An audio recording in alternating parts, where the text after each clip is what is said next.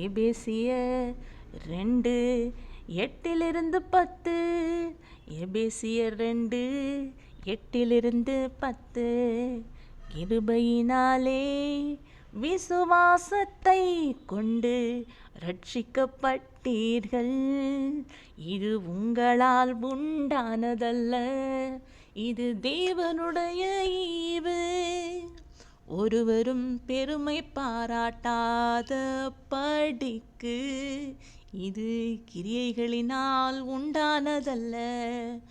ஏனெனில் நற்கிரியைகளை செய்கிறதற்கு நாம் கிறிஸ்து இயேசுவுக்குள் சிருஷ்டிக்கப்பட்டு தேவனுடைய செய்கையாயிருக்கிறோம்.